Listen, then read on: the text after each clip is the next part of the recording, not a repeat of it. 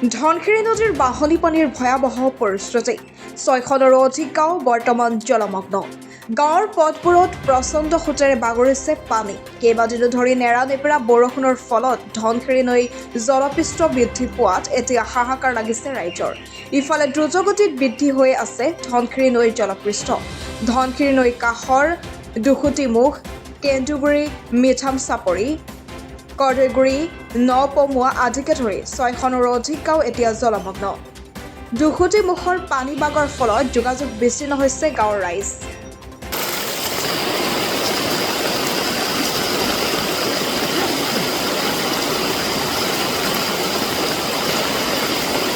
হয়, আপোনালোক দেখিছে এতিয়া দুখুটিমুখ অঞ্চলত যি বানপানী বাঢ়িছে, পানী বাঢ়িছে।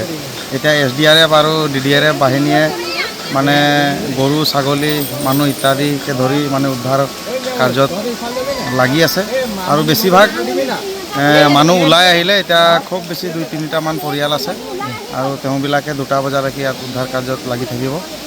আৰু আমিও তৎপৰভাৱে আমি ইয়াত উপস্থিত হৈ আছোঁ। এতিয়া CO ছাৰো আহিছিলে, ADC ছাৰো আহিছে, তেওঁবিলাকো আমাৰ ইয়াৰ লগত থাকি তেওঁবিলাকো আমাক সহায় আগবঢ়াইছে। এতিয়া মই যিহেতু ইয়াতে আছোঁ, তো মই বাকীকেইখন নাজানি মই দুখুটিমুখ অঞ্চলত কথাটোহে জানো, ইয়াত পানী ভৰিছে।